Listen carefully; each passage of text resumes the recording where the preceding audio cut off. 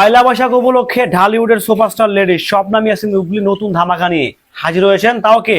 বিশ্ববিখ্যাত কোরিওগ্রাফি গৌতম শাহ নেতৃত্বে নতুন একটি ফ্যাশন ডিজাইনে হাজির হয়েছেন।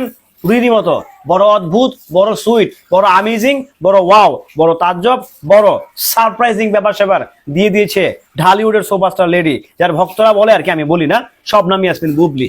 হ্যালো এভরিওয়ান, আসসালামু আলাইকুম। শিমুল আছি আপনাদের সঙ্গে।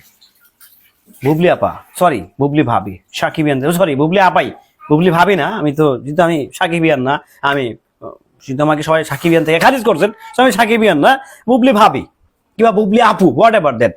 উনি কালকে তো না, কালকে হচ্ছে একটি বিশাল ফটো সেশনে হাজির হয়েছেন। নিশ্চয়ই আপনারা জানেন এটা আগে শুট করা।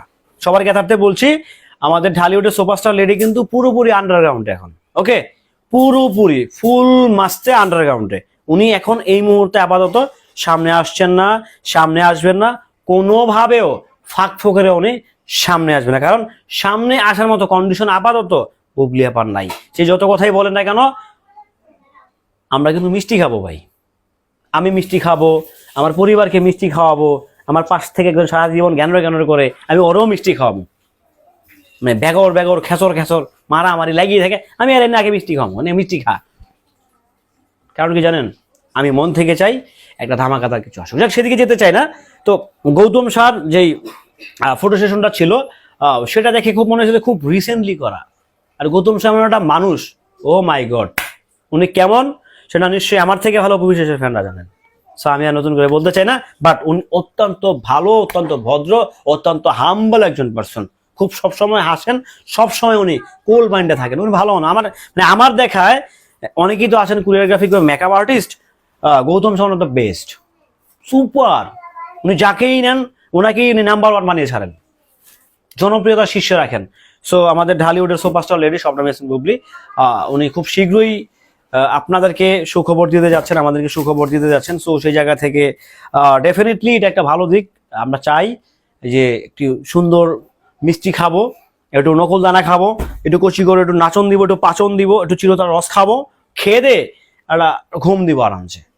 সো আপনারা যারা খুব টেনশনে আছেন, টেনশন হওয়ার কিছু নাই, আরামসে রিল্যাক্সে আসবে। আর এত উত্তেজিত হওয়ার কিছু নাই, ভিডিও বানাতে বসছি এখানে, ঠিক আছে?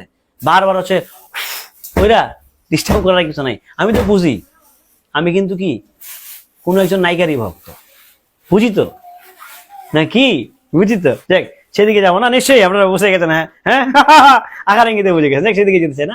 তো এখন ঘটনা হচ্ছে, যদি সুখবরে ভালো, আলহামদুলিল্লাহ, তো সুখবরই আপনারা জাস্ট মনে রাখবেন, এটা সুখবর, এটা দুঃখের খবর না, এটা দুঃখের খবর না, কিন্তু এটা সুখের খবর, এটা শান্তির খবর, এটা শান্তির বার্তা দিচ্ছে, বাট পাশ থেকে অশান্তির বার্তা দিচ্ছে।